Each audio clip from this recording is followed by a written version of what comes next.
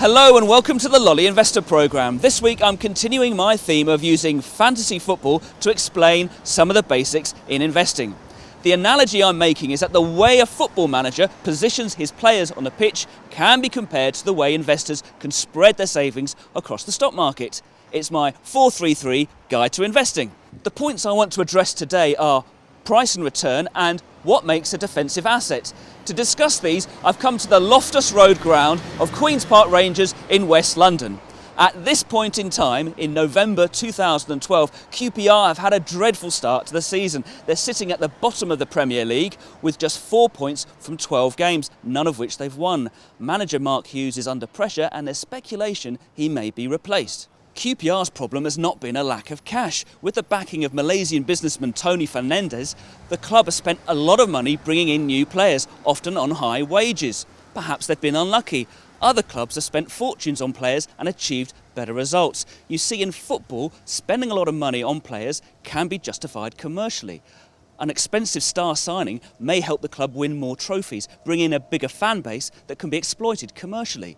You see, in the crazy world of economics, a high price may generate a high return. In football, you can't be sure whether QPR's decision to spend £9 million on midfielder Esteban Granero will pay off or not. This is not the case in investments. On the stock market, QPR's current experience is the norm. The more you spend on an asset, the less likely you'll get a good return. Remember the rule of buy low and sell high?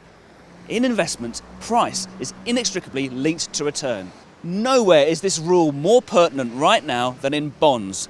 As I've described before, bonds are kind of like the opposite to shares. They're the defenders in a team rather than the strikers. Generally, it's regarded a good thing to mix bonds and shares in your savings. So let's recap on what bonds are.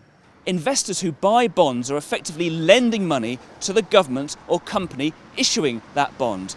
Unlike shareholders, bond investors do not own a stake in the entity behind the bond. However, if the bond issuer fails or goes bust, the bond investors stand a better chance than shareholders of getting some of their money back. Also, bondholders receive a regular amount of fixed income each year until the bond matures. This is in contrast to shares where dividends are not guaranteed. Although dividends may grow, they may also be cut when times are tough. For all these reasons, bonds are regarded as a more defensive investment than shares. However, that appearance of security can be misleading because it ignores the price you might have to pay for that bond or your defender.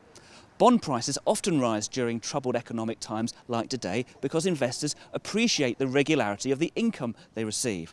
However, the Bank of England's policy of quantitative easing has pushed up the prices of bonds to record highs. Under QE, the bank has created a staggering £375 billion worth of new money and used it to buy government bonds so as to inject that money into the economy and prevent a depression. The fear is that at some point the bonds bubble will burst and unwary investors could lose a lot of money.